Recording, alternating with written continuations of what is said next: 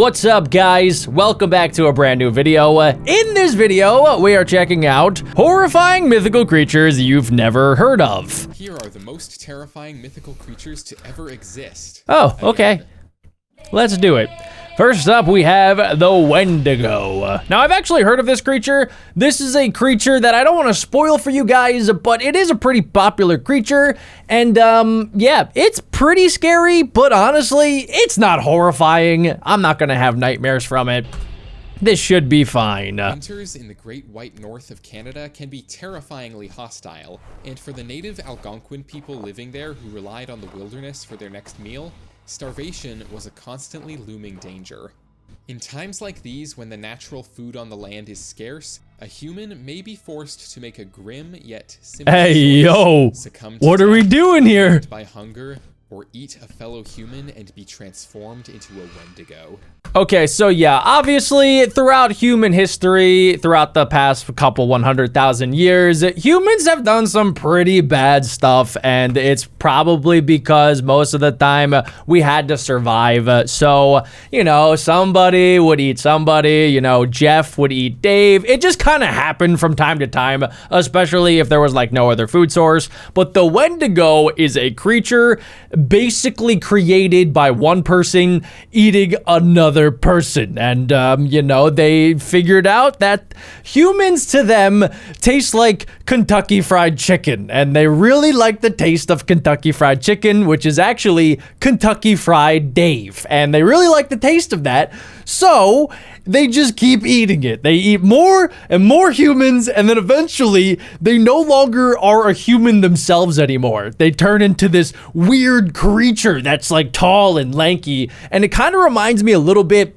of the SCP Shy Guy, where like its body is really tall and it's skinny, but it's incredibly powerful and super terrifying. The creatures are described Look at that thing. And emaciated. Their gray ash-colored skin stretched tightly over their bones. I don't like it. Tattered and bloody from feasting on that's flesh. gross. They stink with the odors of decay, death. Guys, I just don't like how like that supposedly started out as a human, and then it just decided, hey, I'm gonna eat somebody's toe, and then bada bing bada boom. They did that so many times that they turned into this ginormous thing that definitely needs like a Snickers bar or something, because that thing is not itself. It needs to turn back to normal. It doesn't even have eyeballs anymore. And corruption, and their hearts are solid ice. Ooh. It's said that with every meal, Cold the Wendigo as would ice. grow in proportion relative to the size of whatever it ate, so that they could never feel full. Their whole existence felt like they were constantly on I didn't know the verge that. of starvation, forever craving the taste of the people they once lived alongside. So basically, it's a curse. You know, if you do a bad thing and you eat your cousin Dave, then, well, you're gonna turn into that thing, guys. You're gonna turn into an insatiable creature that just loves eating people, and you're gonna get bigger as you do it. You're gonna gain weight, and you're gonna get uglier every single time you do it. So, moral of the story, don't eat your friends, guys. Don't eat your neighbors. Don't eat your grandparents. Just don't eat people, okay? Stick to fried chicken. I feel like I probably did need to say that. Interestingly, Wendigo psychosis is actually a term used in modern psychology to describe intense cravings for human flesh. Paranoia that you could become a cannibal yourself. Wait a second, that's a real thing? Society, this isn't something most people have to worry about, but for native tribes in times of famine, it was a very real possibility that your next door neighbor and your next meal were one and the same. All right, so that wasn't too bad, guys, but every single mythical creature is going to get just a little bit worse today. Kuchisake-onna is a little different from the other monsters on this list. In most versions of her story, she was once the beautiful wife of a proud samurai. Okay. However, she grew lonely as her husband was always off at war, and so she began having affairs with other men in the Japanese What are you doing? No! When the samurai found out about this, he was outraged. Oh, God. And Yeah, as of punishment, course. He sliced the corners of her mouth open from ear to ear. Guys, comment down below. Does the punishment fit the crime? She died. But that I don't know about that one, Chief. For after her death, Kuchisake-onna returned as a vengeful spirit. She covers her face with a mask or other covering of some sort, and to most people appears as a completely normal, attractive young woman. So yeah, guys, I don't know, for those of you guys that maybe didn't know this, but a lot of people, especially in Asian culture, they wear a mask when they go out in public, kind of like we did during COVID times, but they just do that in like all times because, you know, it's a little bit safer and it's a little bit more healthy. But anyway, so this lady, she's not even alive. She is just a vengeful, she's a vengeful spirit that walks around, and then her face is all messed up, and that's the only way to know that she is technically like a demon. So you're not gonna know, and you're not even gonna question that she's wearing a mask. So she could be walking around the streets, and then you could see her, and then she'll look like just any other normal woman, and then you have no idea, but she's actually a demon that is going to do bad things. Clutched in her hand are razor-sharp scissors as she chooses her victim.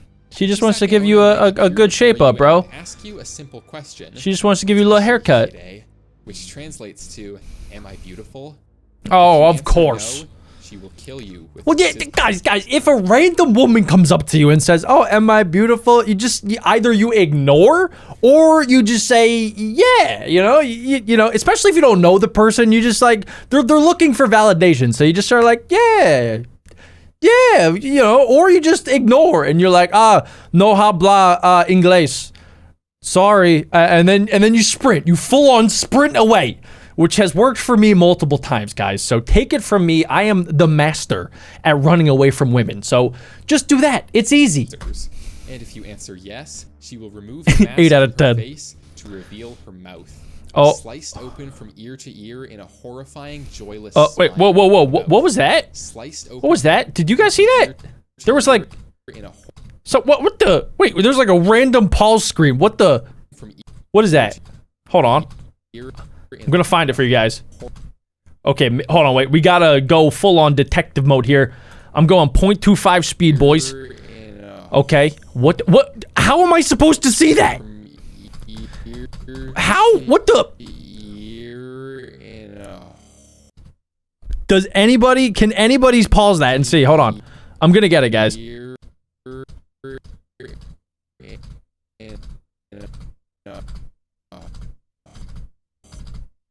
If you can read this comment, lemon meringue pie, and confuse everyone.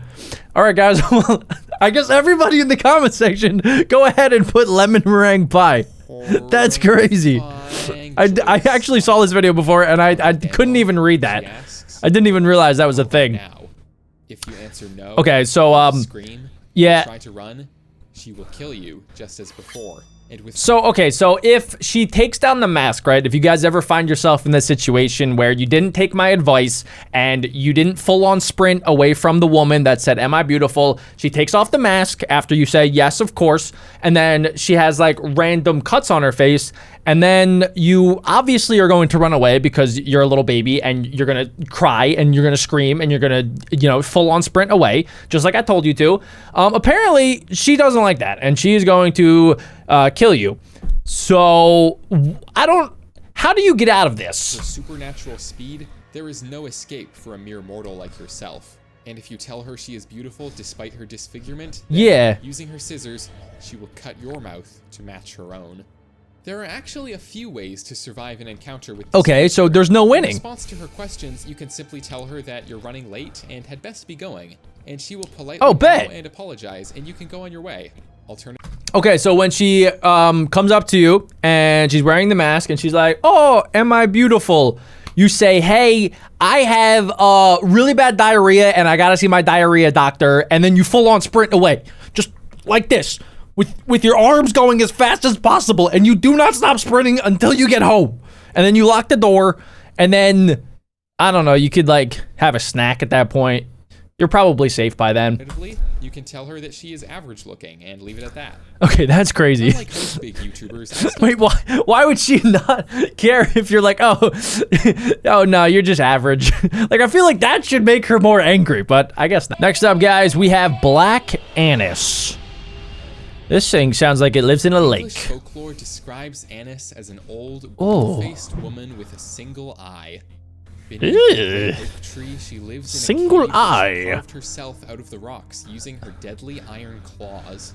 Oh my Night, gosh. she could be found hiding in her oak tree, waiting for an unsuspecting child from a nearby village to wander. Oh no, below. not the little English boy. If no victims were forthcoming, Annis would go into the village and reach through open windows and snatch children straight out of their beds. Okay, guys, this is definitely one of those like fairy tale type creatures that the adults created to scare the kids into being good.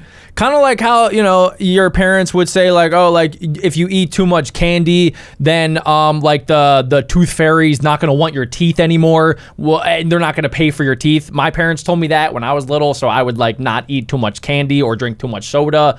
But, you know, way back in the day, like hundreds of years ago during medieval times, they would tell the little medieval children some really bad stuff. They would create these massive, horrifying mythical creatures just to keep the kids in line. They would say, hey, if you don't behave, Black Annis is going to come around and it's going to kill you. So that's why the kids probably behaved a lot better back then. Nowadays, everybody's on an iPad and, you know, everybody can fact check these days. Whereas hundreds of years ago, if your great-grandma said that there was a Loch Ness monster in the nearby pond, and if you went swimming too deep that it would kill you, you probably wouldn't swim too deep because you couldn't fact check, and if you tried to, there was a small chance that you were gonna die. So I think that's where a lot of these mythological creatures probably came from. Once she had returned to her cave with her prey, she would skin the children with her iron talons and put their flesh aside for later use. Oh my god. Devouring her flayed victims. Then bleh. sew the skins together to make clothing for herself. Ew, that's gross. Mostly just a story. That's disgusting. Children into good See? behavior through Exactly. anxiety, but she was also more than that. Houses in the town she was believed to inhabit were intentionally built with smaller windows to stop her from reaching through. Wait, are you telling me that this thing got so out of hand that like the kids that were told this in order to behave better, they all grew up and they all believe that Black Annis is real, so they actually changed the way that they would build their houses? I think this one maybe got a little bit out of hand, guys. And an otherwise serious-minded man named John Hayrick wrote a full poem documenting the village's knowledge of the creature, fully believing in her existence himself. Here's the full Oh poem my if you'd like gosh. to pause it. So that guy, he was one of the kids that probably like, he heard about Black Annis from his great-grandmom growing up who just made it up. And then he probably told all of his friends. And then everybody grew up thinking that this thing was actually real. That's insane. Read it. I can't believe that. Next up, guys, we have something called the Krasu. I kind of forget what this one is. Folklore of Southeast Asia, the Krasu is said to Oh. be the demonic spirit of a Oh, it's woman who this. committed various evil acts in her life, Yeah. such as infidelity, murder, and drinking the last of the chalky milk. That is a sin, guys. It's in the Bible. Born as the demonic Krasu, which appears as a woman during the day and can walk among humans unnoticed. All right. At night, however, the Krasu is able to detach from its body and fly off into the night with all of its internal organs dangling from its neck. Okay, that's Heart, just so liver, gross. Lungs, stomach, intestines, and the rest all out on full Why? display. Why are we doing this? Krasu's favorite midnight snack is, unfortunately for you, the flesh of humans. So wait a second, guys. I know that this is like super duper terrifying. And like, if this thing was flying around at night chasing you, you probably would be terrified. And like, I personally would, you know, I would be terrified and I think I would be slightly paralyzed and then this thing would probably eat me. However, if I didn't get scared of this thing and let's say, I don't know, I had a baseball bat, I think I could win this fight. Give me one of those like Disney World lightsabers. And if this thing is flying towards me, I'm lining this thing up and I am